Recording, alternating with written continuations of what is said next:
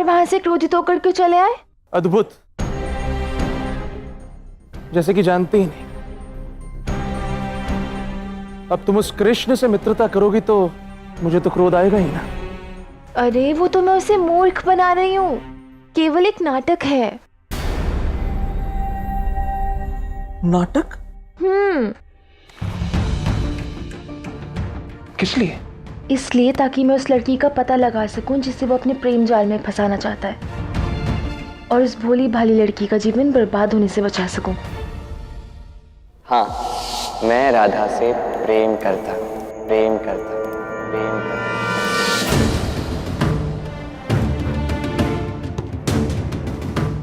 क्या हुआ? राधा, तुम क्यों उस लड़की का पता लगाना चाहती हो? अरे क्यों ना लगाऊं? वो कुटिल कृष्ण और उसका पाखंड से भरा प्रेम, वो उस लड़की का जीवन भ्रष्ट करके रख देगा। केवल यही बात है ना? कहीं ऐसा तो नहीं कि वो कृष्ण तुम्हें सचमुच भाने लगा है? अर्थात मित्र के रूप में। धतूरा चक के आए हो क्या भूल से? वो मायावी कृष्ण भला किसे भाएगा?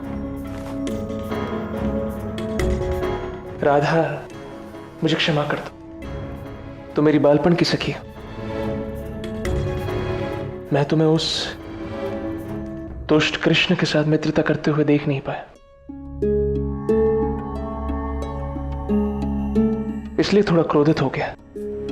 मैं जानती हूँ तुम मेरी बहुत चिंता करते हो ऐन, किंतु अब मेरी लक्ष्य पूर्ति के लिए तुम्हें भी कृष्ण से मित्रता का नाटक करना होगा।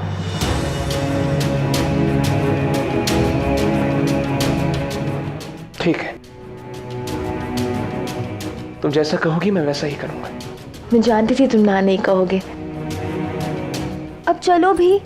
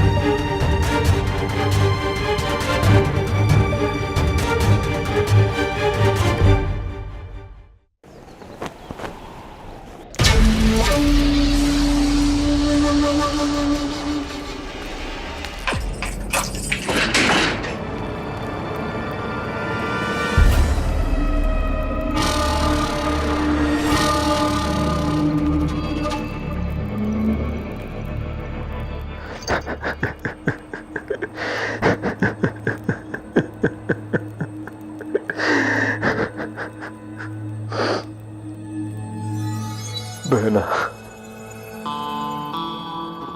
भूल हो गई मुझसे। मेरा विश्वास ढह गया। इस पत्र ने मेरे दावे को झूठा सिद्ध कर दिया। इसमें लिखा है, तुम्हारा पुत्र अभी भी जीवित है। इस पत्र से तो यह प्रमाणित होता है मेरा अंतिम समय अब निकट है।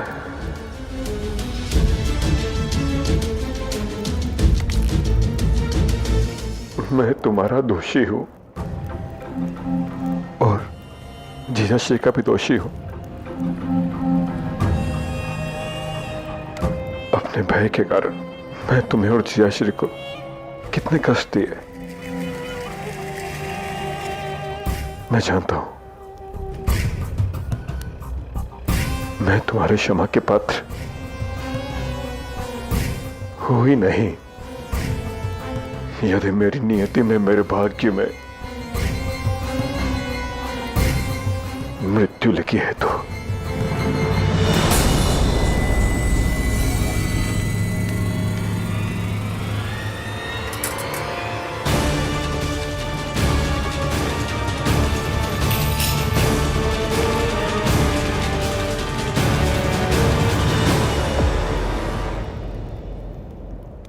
बहन, मैं तुम्हारे हाथों मरना चाहूंगा। मैं उस भविष्यवाणी से नहीं मरूंगा।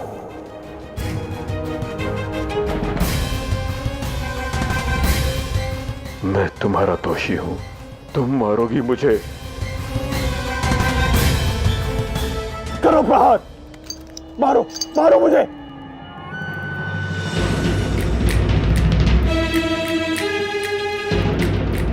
मार दो मुझे, मारो मुझे।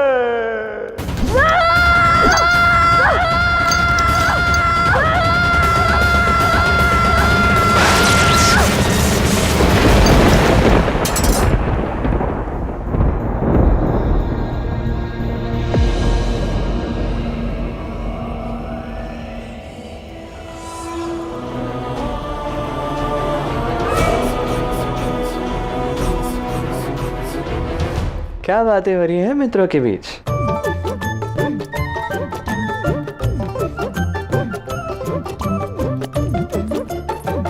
कुछ नहीं, मैं तो बस अयन को समझा रही थी कि व्यर्थ में झगड़ा और बैर पालने से क्या लाभ। अब तुमसे भी वो मित्रता कर ले। और देखो, अयन मान भी गया है ना। अच्छा, सच में बड़े भैया, आपने आपकी भूल स्वीकार कर ली?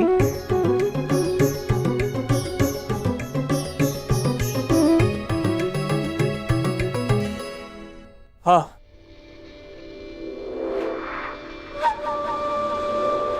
वो जो कुछ भी हुआ उसमें दोष मेरा ही था। पर ठीक, अब सब कुछ भुलाकर हम दोनों मित्र हैं। मेरा तो जी भर रहा है बड़े भैया।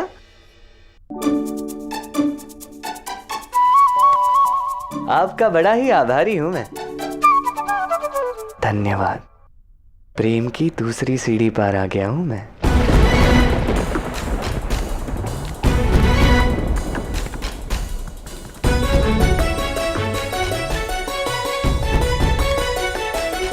अब घृणा से मित्रता पर आ गया हूं। अब मित्र के मन में प्रेम का घर बसाने में कितना समय लगता है।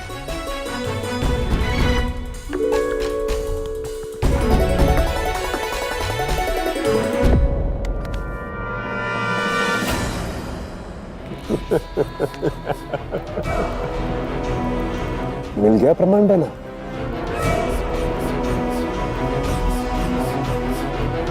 ये पत्र झूठा नहीं, सच्चा है। तुम मुझे मार ही नहीं पाई। जानती हो क्यों? क्योंकि मेरी मृत्यु तुम्हारे हाथों नहीं, तुम्हारे पुत्र के हाथों लिखी है। चिंता मत करो, मैं शीघ्र लौटूंगा और तुम्हारी आंखों के सामने तुम्हारे पुत्र का मृत शरीर रखूंगा।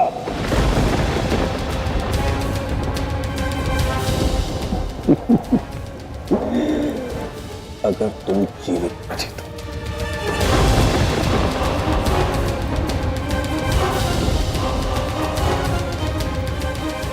अभी भी नहीं समझे कंस?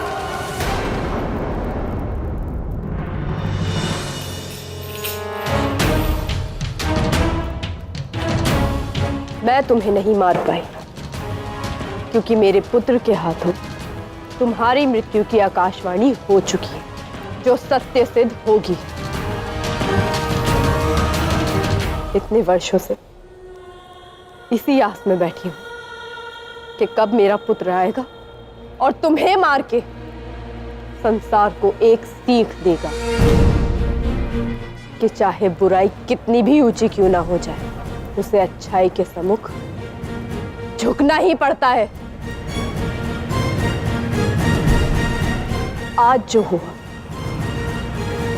उसने मेरे विश्वास को और बल दे दिया।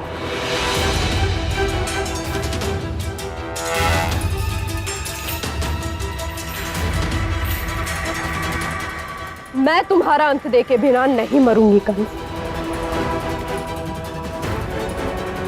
ये वचन है मेरा तुमसे और स्वयं से।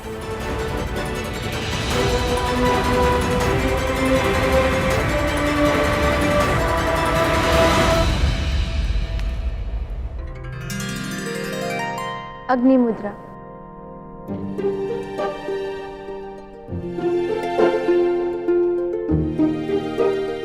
हंस क्यों रहे हो? तुम आके अभ्यास करो अब।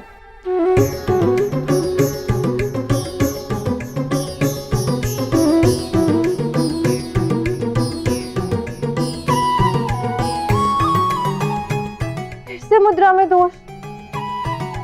तुम्हें नृत्य का न भी नहीं आता है। अब मैं क्या कर सकता हूँ?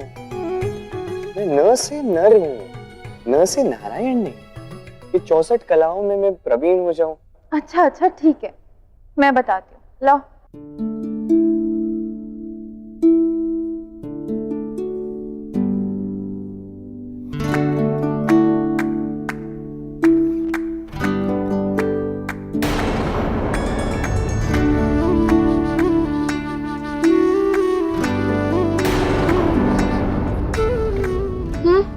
समझे?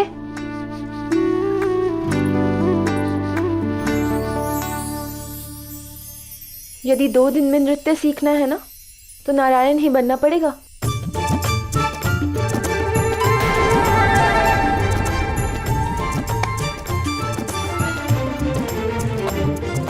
कंधे तने हुए, आंखें स्थित और खुली। आंखें खुली और स्थिर, ठीक है?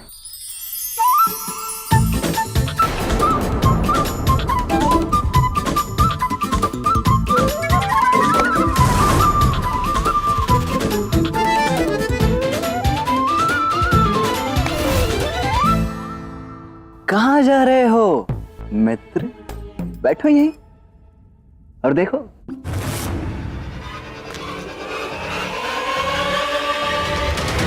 राधा, इस कृष्ण के पीछे परिश्रम करना व्यर्थ है।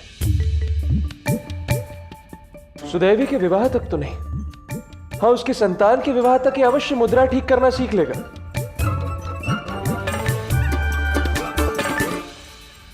आप भी कैसी कैसी बातें कर रहे हो बड़ भैया? मुझे नृत्य सीखना है और वो भी सुदेवी के विवाह से पहले। अब मैं बड़ भैया को कैसे समझाऊं कि सुदेवी के विवाह में मैं अपनी प्रेमिका के साथ नृत्य करना चाहता हूं। राधा, हम ऐसा करते हैं, तुम और मैं कृष्ण को नृत्य करके दिखाते हैं।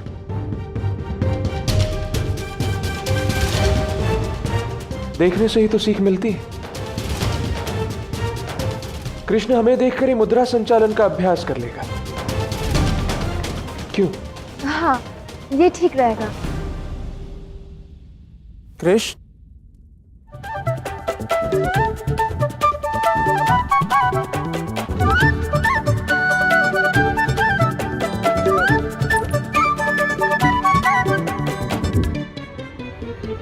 रुक जाओ।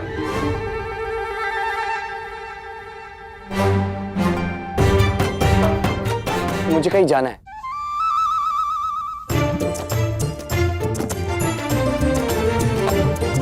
क्या हुआ कान्हा? नृत्य सीखते सीखते कहां जाना है अब तुम्हें? कुछ स्मरण हुआ है दाऊ। कोई मेरी प्रतीक्षा कर रहा है। राधा, जाने दो उसे। हम ही नृत्य करते हैं। तुम्हें नृत्य की पड़ी है? सुना नहीं, कृष्ण किसी से मिलने जा रहा है। यही उचित समय है। इसका पीछा करके उस लड़की का पता लगा सकते हैं।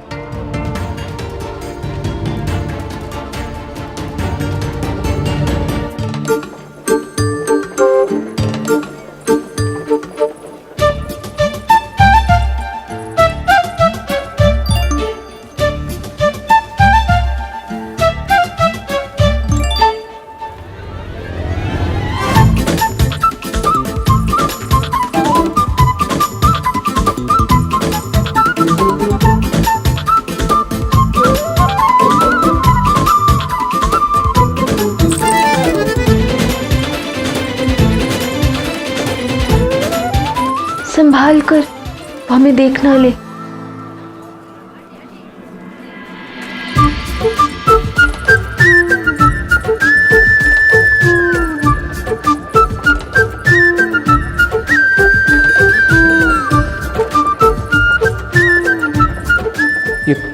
कृष्ण हमसे व्यर्थ ही चक्कर लगवा रहा है।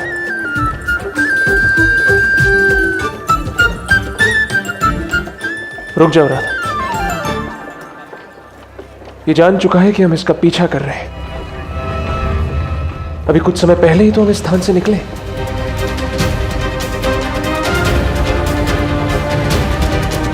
और ये धूर्त इतनी शीघ्रता से हमें इसकी प्रेमिका से नहीं मिलने देगा।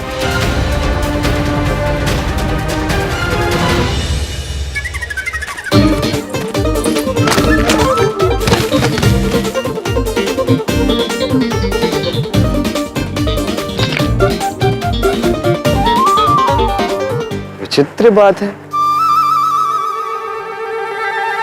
ये ऐसे लोग खड़े खड़े कैसे गिर जाते हैं?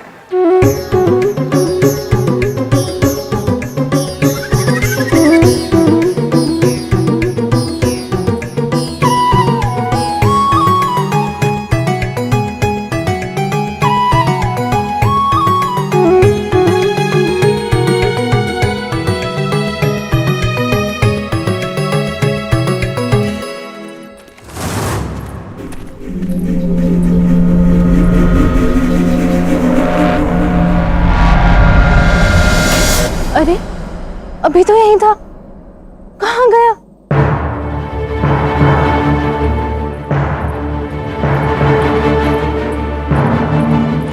अयन, वो देखो। ये वस्त्र तो कृष्ण के हैं, अर्थात ये कृष्ण है। तुम्हें कृष्ण की पड़ी है? वो देखो, वो मिलने किससे आया है? क्या कृष्ण की प्रेमिका सुदेवी है? नहीं, ये संभव नहीं।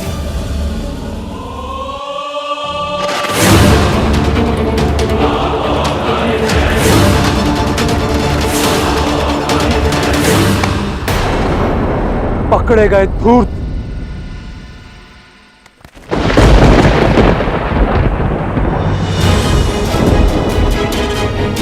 तुम भैरव? ये सब क्या है सुदेवी? मैं बताता हूं राधा, ये गोकुल के सारे लड़के उस कृष्ण के भांति भ्रष्ट हैं। अभी 4 दिन नहीं हुए इस भैरव को यहां शरण लिए और बरसाना की भोली भाली लड़की सुदेवी को अपने प्रेम जाल में फंसा लिया इसने। नहीं अयन, ऐसा कुछ भी नहीं है। मैं सुदेवी से प्रेम करता हूं, वो भी आज से नहीं। पिछले 1 वर्ष से मैं और सुदेवी एक दूसरे से प्रेम करते हैं। अयन, मेरी बात सुनो। सुदेवी, तुमसे तो अब बाद में बात हो, पर पहले मैं इस धूर्त को थोड़ा प्रसाद दे दूं।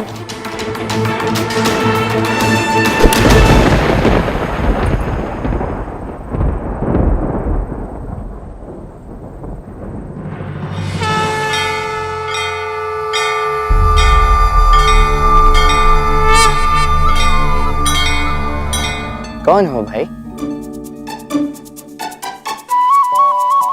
भैरव, तुम यहाँ? अच्छा, बड़े भोले बन रहे हो, सब जानते हो तुम। इस मित्र भैरव ने मेरी सखी सुदेवी को अपने झूठे प्रेम जाल में फंसा लिया है। राधा, मैं कह रहा हूं ये। एक्शन रुके बड़े भैया।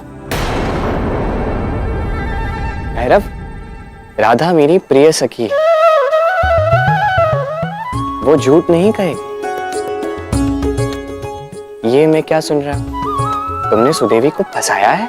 नहीं कृष्ण, मैं और सुदेवी तो एक दूसरे को 1 वर्ष से प्रेम करते हैं। राधा, ये रुकिए बड़े भैया। राधा, सुना तुमने? भैरव ने सुदेवी को फंसाया नहीं है, वो पिछले 1 वर्ष से एक दूसरे से प्रेम में है। प्रेम? कैसा प्रेम है ये? पिछले 1 वर्ष से किसी को कुछ नहीं बताया। अब जब 2 दिन में सुदेवी का विवाह होने वाला है, इसके माता पिता, उनको तो छोड़ो, पूरा बरसाने इसके विवाह की व्यवस्था में लगा है। अब ये यहाँ छिपकर अपने प्रेमी के साथ प्रेम लीला करने आई है। राधा, मैं तो इसे। रुकिए बड़े भैया, आपको भी बोलने का अवसर मिलेगा। तनिक रुकिए तो। भैरव, ठीक ही तो कह रही है राधा, उचित कह रही है।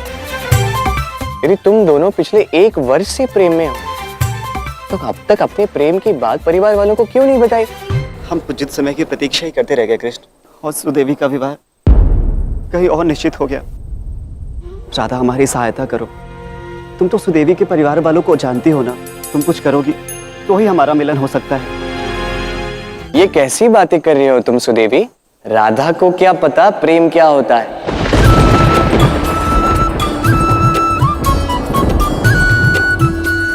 अब यदि राधा को प्रेम क्या है वही ज्ञात नहीं है तो वो तुम्हारी क्या सहायता करेगी?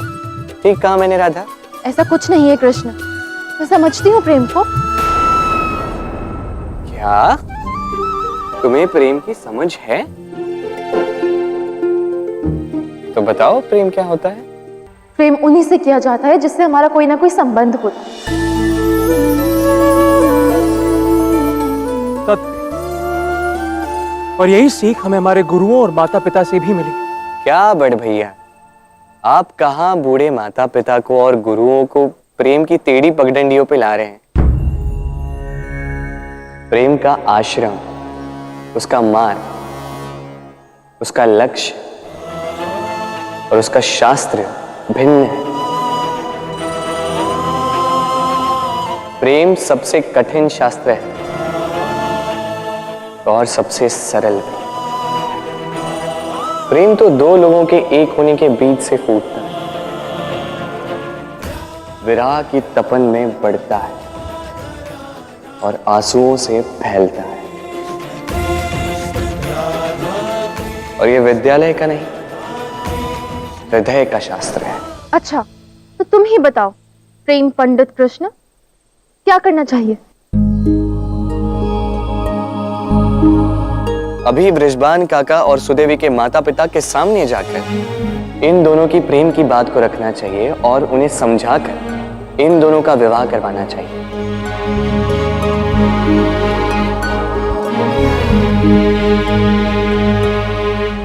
साधु, क्या मार्ग दिखाया है प्रेमाचार्य ने? तुम ये कहना चाहते हो कि सुदेवी का विवाह संबंध जो कि निश्चित हो चुका है उसे तोड़वा कर गांव वालों को लज्जित करके उसका विवाह भैरव के साथ कर दे? नहीं, विवाह तो पुरोहित ही करेंगे ना। हमें तो केवल जाके बात करनी है।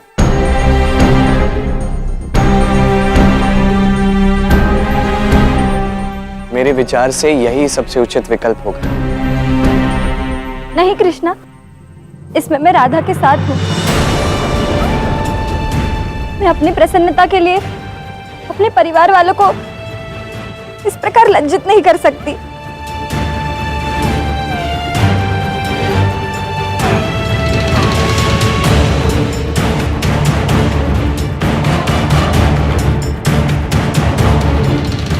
और कृष्ण, यदि यही है तुम्हारा प्रेम तो निश्चित ही ये प्रेम नहीं, स्वार्थ है।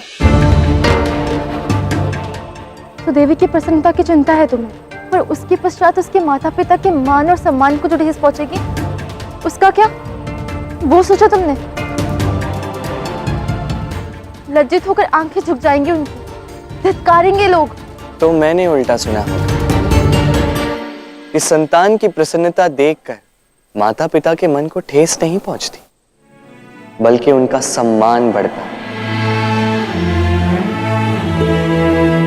कि बेटी का हर्ष देखकर माता पिता के आंखें झुकती नहीं, गर्व से उठती। कि जिनकी संतान अपने जीवन साथी के साथ प्रसन्न रहे उन्हें धिक्कार नहीं, जय जयकार मिलती।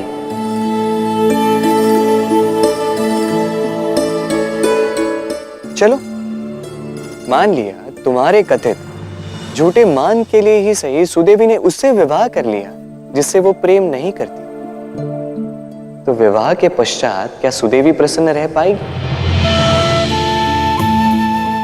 और जब सुदेवी ही प्रसन्न नहीं होगी तो क्या उसके माता पिता प्रसन्न रह पाएंगे?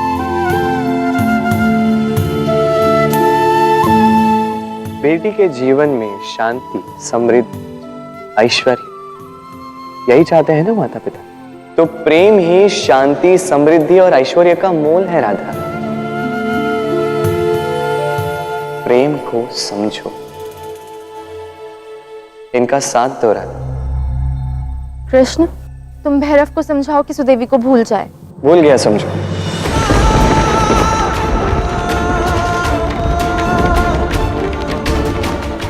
सुदेवी, व्यक्ति जब कीचड़ में पाँव रख दे तो फिर कहाँ पाँव रखता है उसे अंतर नहीं पड़ता। भूल जाओ सब, हम भी किसी से कुछ नहीं कहेंगे।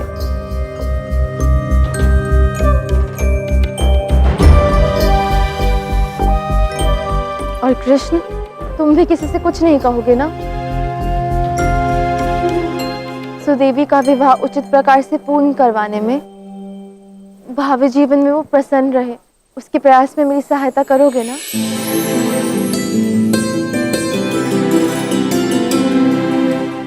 सखी की इच्छा मेरे लिए आदेश।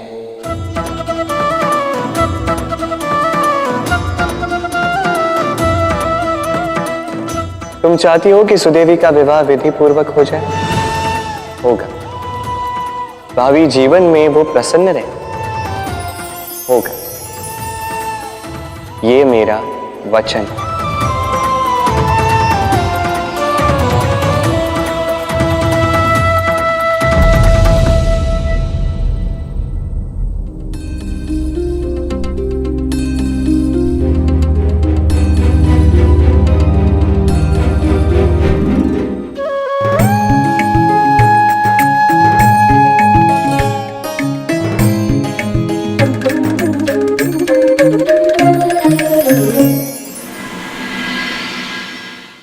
अच्छे से सजाना घर को। बरसाना का प्रत्येक घर सजना चाहिए। आज हमारी पुत्री सुदेवी का विवाह जो है। बिल्कुल, और अब तो वो गोकुल की भी बेटी है।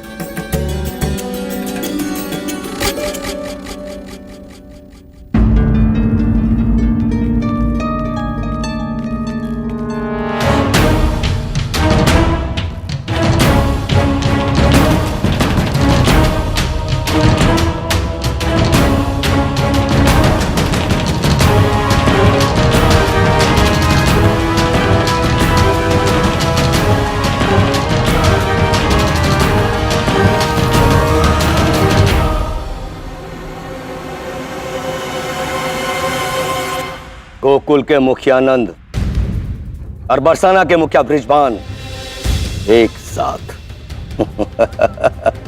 लगता है इस गांव में कोई विवाह होने वाला है। अक्रूर जी, देखिए, यदि मैं अपराधी हूं, आपको दंड ही देना है तो मुझे दीजिए। इसमें बरसाना और गोकुल वालों का कोई दोष नहीं है। मैं आपको इस भूल के लिए क्षमा करने को तैयार हूं, किंतु इसके बदले मुझे कुछ चाहिए। न बरसाने पे कोई संकट आएगा, ना ही तुम्हारे प्राण कभी संकट में पड़ेंगे। अच्छा, और इस उपकार के बदले आपको क्या चाहिए?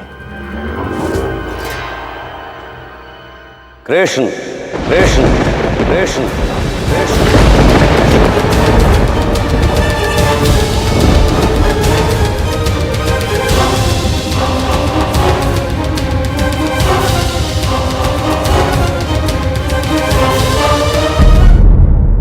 तुम्हारा इतना साहस के? नहीं बलराम, मैया ये हम इतने ही नहीं, महाराज कंस की सेना इस गांव के बाहर पूरी तरह तैयार है। तुम ग्वाले हमारा मुकाबला नहीं कर सकते। सोच लो, हमें कृष्ण को सौंपकर सबका जीवन बचाना है या विवाह के यज्ञ के स्थान पर पूरे बरसाने की चिता सजानी है।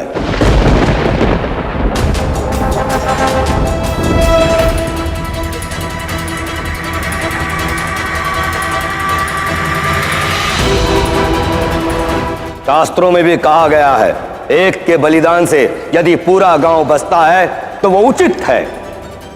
निर्णय आप सबका।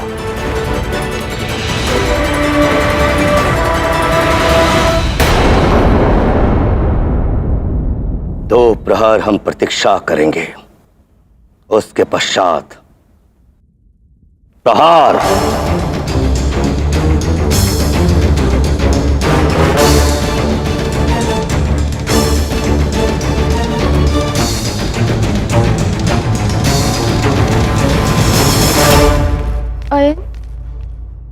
तुम्हें कृष्ण क्यों चाहिए? कृष्ण? केवल कृष्ण? ये मेरा दांव कहां पड़ गया? मेरा कृष्ण क्यों? मेरी लल्ला ने किसी का क्या बिगाड़ा है? मेरी बालक है मेरा लल्ला, मैं उसे नहीं दूंगी, और उस क्रूर कंस को तो कभी भी नहीं। जीजी, संभालिए अपने आप को। अवश्य ही इन्हें कोई बड़ा भ्रम हुआ होगा।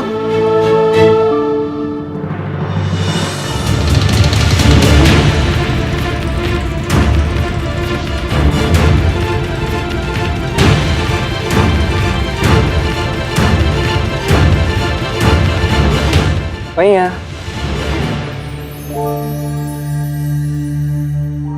लल्ला, लल्ला, मेरा काना, तू कहीं नहीं जाएगा। तू अपनी मैया को छोड़ के कहीं नहीं जाएगा लल्ला। तू मेरा लल्ला है। मैं तुझे किसी के पास नहीं भेजूंगी, और उस क्रूर कंस के पास तो कभी भी नहीं। समझा तू? तू कहीं नहीं जाएगा ना? किंतु कृष्णा से क्या शत्रुता हो सकती है महाराज कंस की?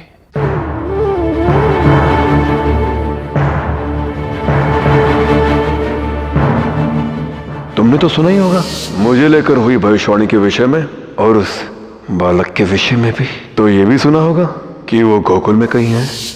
कहीं आकाशवाणी वाला बालक कृष्ण तो नहीं?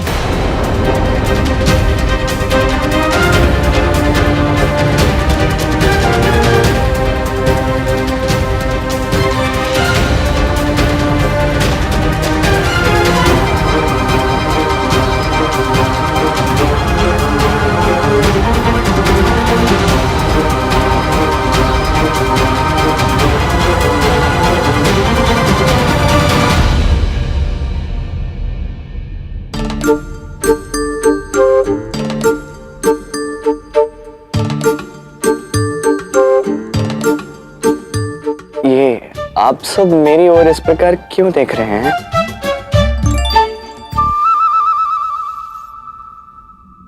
मैया, आप रोइए मत ना। महाराज कंस को अवश्य कोई भ्रम हुआ होगा, आप रोइए मत।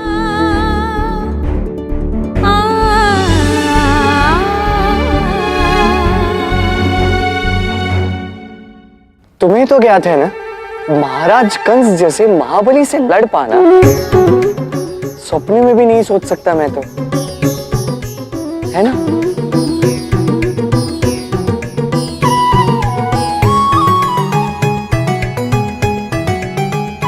मैं ठहरा गोकुल का अबोध ग्वाला, महाराज कंस का सामना मैं कैसे कर सकता हूं?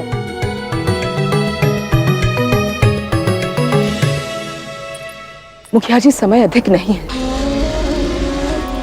हमें तुरंत निर्णय लेना होगा, अन्यथा दोपहर पश्चात बरसाने का विनाश तो निश्चित है। अरे जटिला काकी, आपको बड़ी शीघ्रता है मुझ जैसे अबोध को कंस को सौंप देने की। मैंने क्या बिगाड़ा है आपका? हाँ, ये ऐसा क्यों कह रही हैं?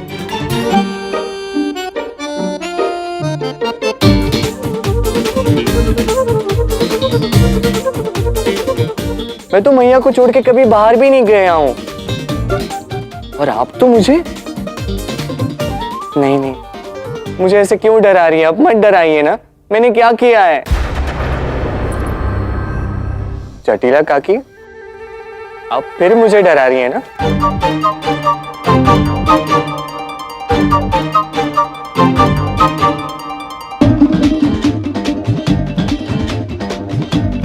ऐसे तो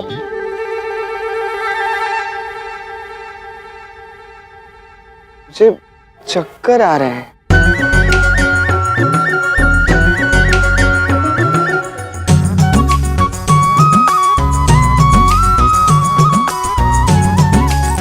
कृष्ण,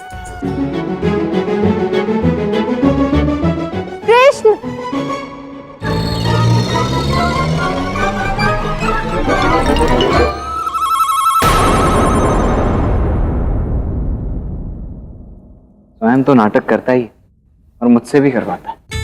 कान्हा, कान्हा, कान्हा, कान्हा, लल्ला, लल्ला क्या हो गया मेरे लल्ला को? कान्हा तो मूर्छित हो गया मैया।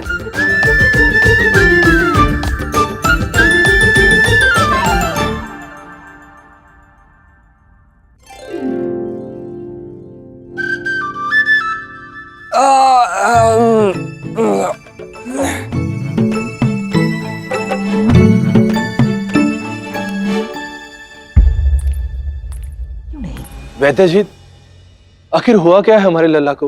लक्षणों से तो ज्ञात ही नहीं हो पा रहा है कि इन्हें हुआ क्या, पर घबराने के कारण ज्वर चढ़ गया है, ऐसा मेरा अनुमान है। फिर भी मैं औषधि दे देता हूँ, आशा है स्वास्थ्य सुधरेगा। कृष्ण, वैद्य जी, अभी औषधि की नहीं, केवल आशीर्वाद और प्रार्थना की आवश्यकता है।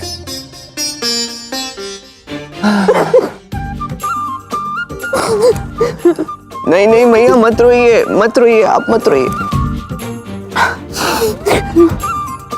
इस जीवन में आना जाना सब ईश्वर के हाथ में है, हमारे हाथ में कुछ नहीं है। आप ही कहती है ना कि ईश्वर जो करता है उचित करता है। आप चिंतित ना होइए भैया। चिंतित ना हो, कंस के सैनिक बाहर तेरी प्रतीक्षा कर रहे हैं और तू कहते चिंतित ना हो। कितना निर्दयी है तू। कान्हा, कान्हा, आप सब इन्हें विश्राम करने दीजिए, अन्यथा स्वास्थ्य और बिगड़ेगा।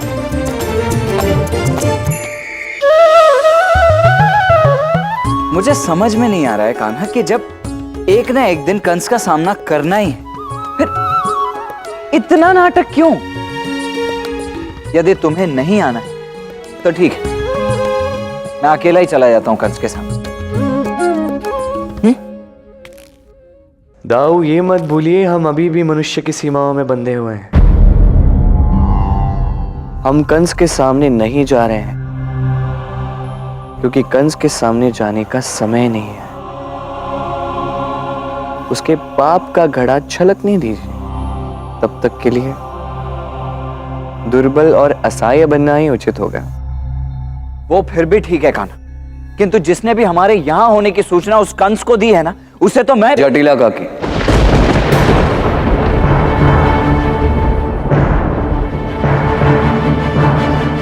क्या?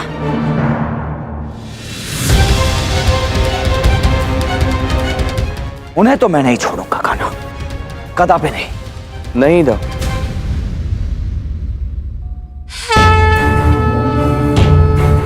दंड देना बहुत ही सरल है, किंतु महत्वपूर्ण है जिसने भी वो भूल की है उसे उसकी भूल का आभास कराना, तभी वो सही मार्ग पे आते हैं, दंड देने से नहीं।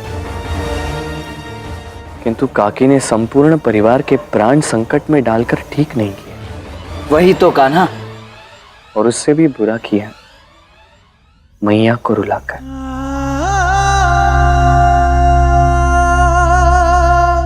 तो अब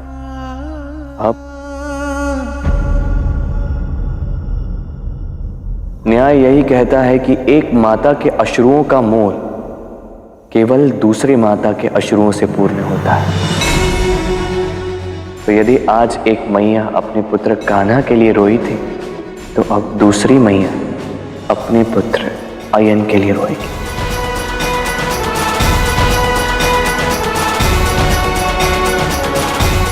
अर्थात अब आयन की बारी।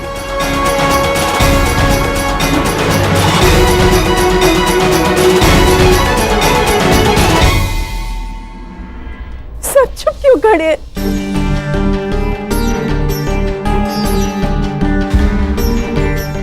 मेरे कान्हा को बचाने के लिए कोई कुछ सोच क्यों नहीं रहा है? मुझे तो ये बात समझ में नहीं आ रही है, कंस के लोगों को गोकुल वासियों के यहाँ रहने की सूचना किसने दी?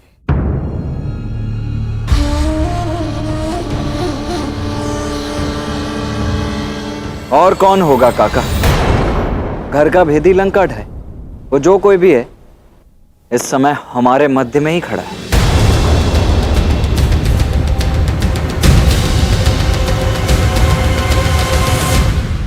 परंतु ऐसा कैसे हो सकता है बलराम? मुखिया जी के सामने ही सारे गांव वालों ने वचन लिया था कि गोकुलवासियों की यहाँ होने की सूचना गुप्त रखी जाएगी, है ना?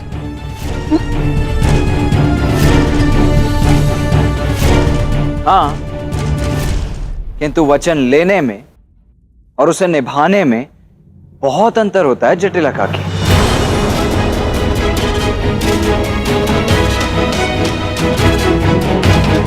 अब गोकुलवासी तो ये सूचना स्वयं देने से रहे। इसका अर्थ स्पष्ट है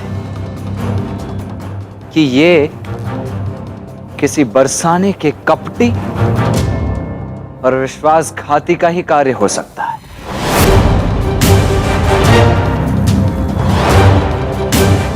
और इस संकट से निकलने का इस समय मात्र एक ही उपाय दिखाई दे रहा है मुझे। कौन सा उपाय?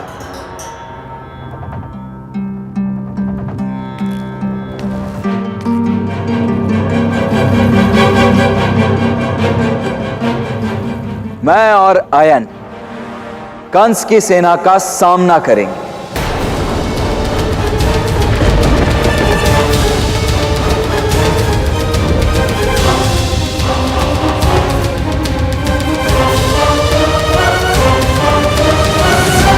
अच्छा किया राधा, तुम आ गई। मेरे अंतिम पलों में तुम मेरे पास हो।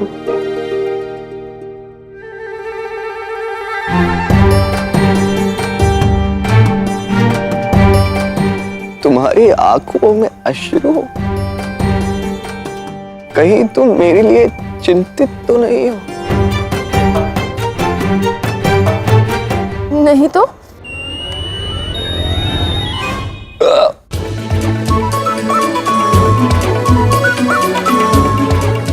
अब तो मेरे जीवन के कुछ ही पल शेष हैं। अब तो सत्य बोल दो राधा,